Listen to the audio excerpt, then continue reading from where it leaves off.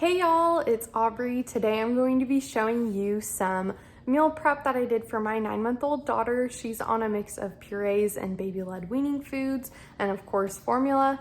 And so today I'm going to be showing you what I meal prepped for her, which saves me a lot of time and money throughout the week, so that way I can just quickly grab something out of the fridge for her to eat instead of pulling out another puree or some other prepped food that I get from the store. So if that interests you, definitely stick around. And if you have any suggestions on recipes that you do for your child who is a toddler or baby, definitely leave those down below. I would love to try any of those out for her. And thanks for tuning in.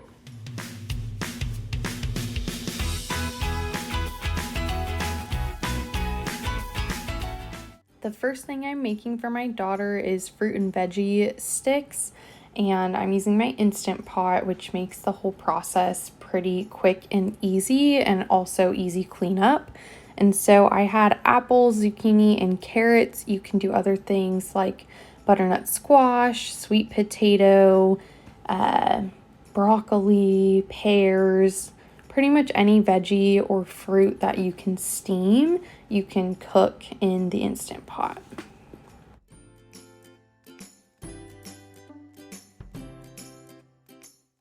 So I am peeling all the veggies and fruits that need to be peeled and then chopping them into small sticks that are easy for my daughter to pick up.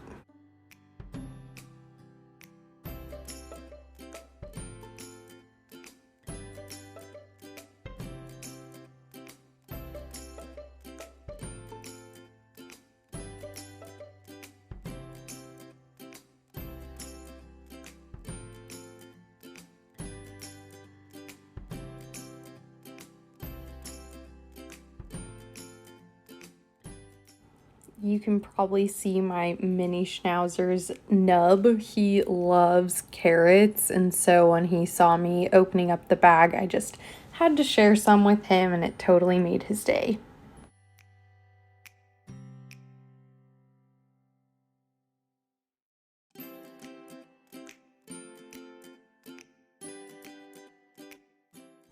And one more carrot for the goodest boy.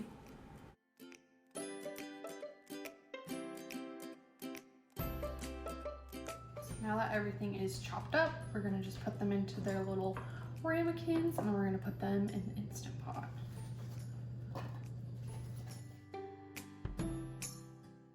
So you don't necessarily have to use square-shaped ramekins. Those were just the ones that we had. And so you can use any dish that is safe to put in the Instant Pot to put your fruits and veggies in. My ramekins were a little bigger than I was thinking, and so I had to do them each individually. If you had smaller round ramekins, it would make it so you could stack them on top of each other, and then you put a cup of water at the bottom, and then you could cook all the fruits and veggies together. I looked up online how long I should cook each of the fruits and veggies that I was doing today, and they said to do 3 minutes for all of them. I found that for the zucchini, it's more like 8 minutes. And so I took it out, checked it after 3 minutes, poked it with a fork, and it wasn't quite soft enough. And so then I put it in for some additional time.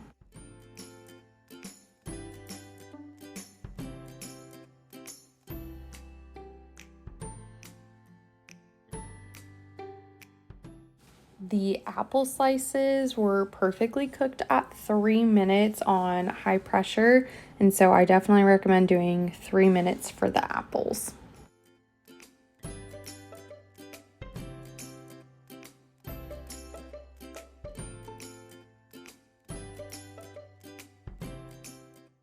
The carrots ended up needing some additional time, and so I ended up cooking them for about 11 minutes on manual pressure, or the pressure cook button.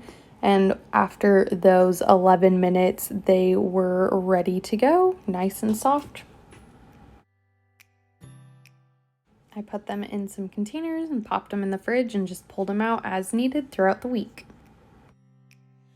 Yeah, you like them?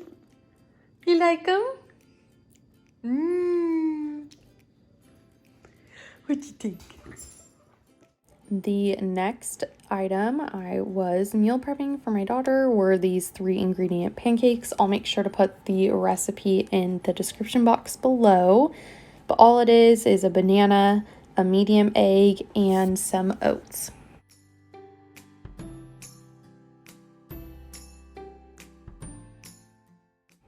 After you have the banana mushed up, you'll add in your medium-sized egg and stir that together.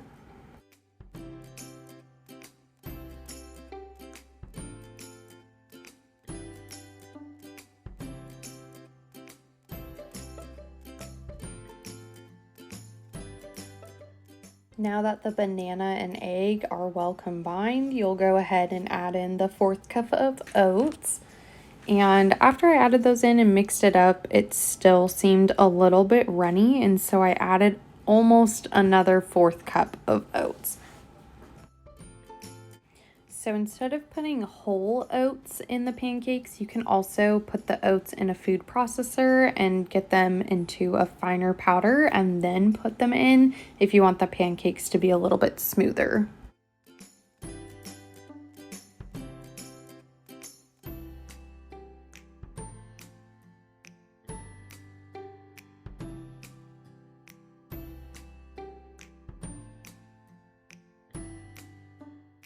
Now it's time to cook the pancake batter. So I got a little bit of butter, turned my stove to medium-low heat, spread the butter around to get the pan all greased up so that the pancakes won't stick. For each pancake, I used about 1/8 of a cup of batter just so that they were small and easier for my daughter to handle.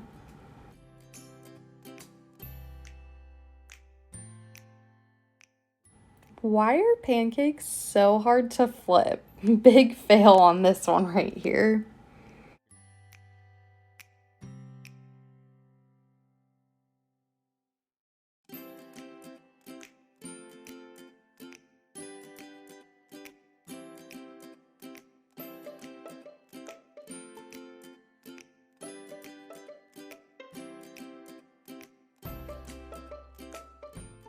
I cooked the pancakes for a minute or two on each side, and then once they were golden brown on both sides, I removed them and put them on a plate and let them cool. The recipe made about 10 pancakes total, and my daughter, well, you'll see her reaction here in just a second.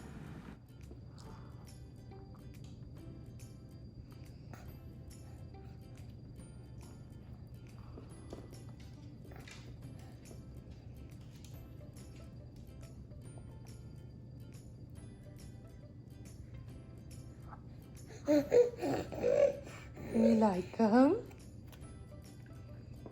Those yummy?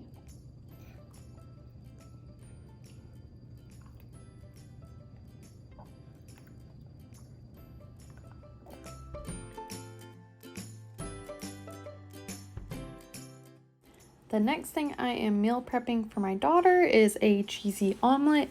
You could throw in other veggies into it or some other spices. Definitely keep the salt low to none though, just because she is still 9 months old. And so with her, she still doesn't love eggs. She does love cheese though. So for now, we're just adding in things that we know she likes into her omelets in hopes of being able to branch out later and adding spinach or arugula or broccoli, kale, whatever it may be, some other veggies in there for her in the future.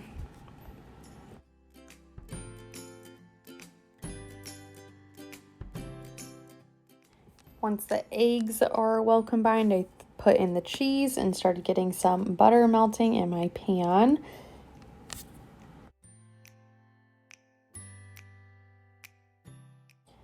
And then I'm going to let the eggs cook in the pan until I'm able to start pulling them away from the side of the pan, and then I will flip the omelet.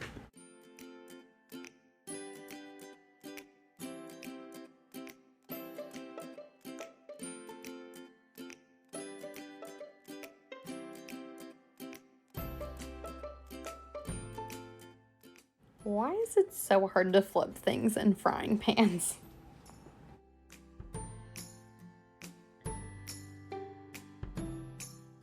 Now that the omelet is fully cooked and the cheese is all melted, I'm cutting it up in strips so that they're easier for my daughter to pick up. And then once those are all cut up, I'm going to put them in a Tupperware container and reheat them over the next couple of days as needed.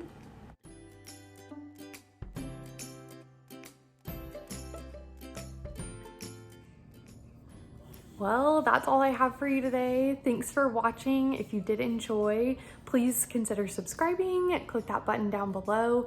Next week, I will be doing a cashback app picks my meals for a day video. So if that interests you, definitely stick around. Click that notification bell so that you'll be notified when it goes live. And I hope you have a great rest of your day. Bye.